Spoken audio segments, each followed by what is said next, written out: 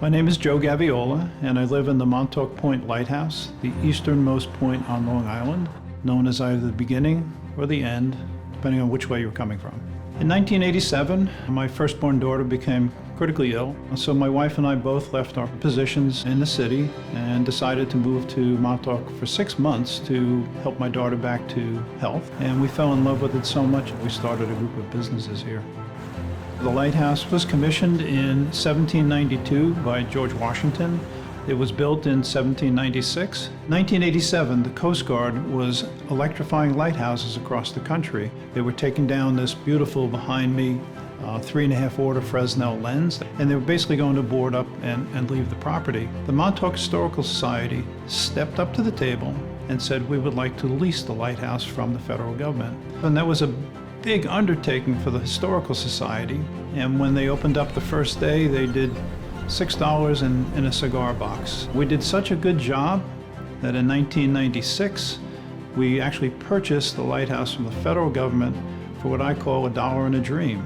And we've now become the role model for transference of lighthouses in the United States to the private sector.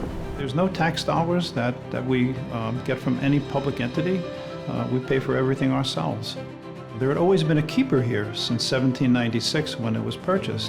So in 1987, Marge Winsky became the first keeper here, and she was in that role for 31 years.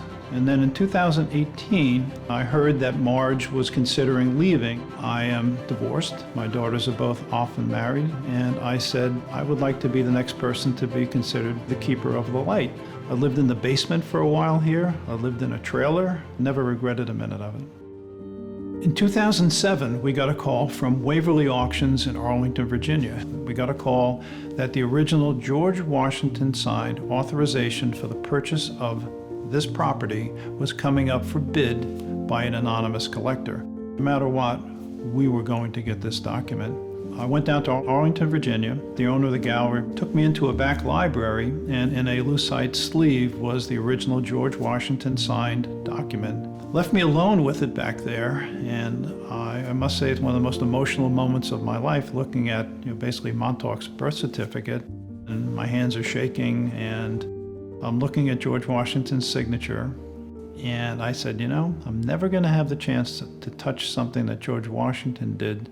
So I must admit, I snuck my finger in the lucite and I touched what George Washington did. So we went into the auction, and the room was completely crowded, and it came up, started at $5,000. I just started lifting my paddle, and the owner of the gallery leaned over and he touched me on the shoulder and he said, "Joe, you're outbidding yourself. I'll tell you when to up your bid." So sure enough, I got it for $15,000. And he leans over and he says, "You got a great deal." The Montauk Historical Society having ownership of this National Historic Landmark is a huge trust that we have from the public. We're also the symbol of Long Island. I feel blessed and honored to be able to be the keeper here and to work with an amazing group of people. There's a lot of love here. To feel the enthusiasm of the visitors to the property from around the world, for us, it really doesn't get any better than that.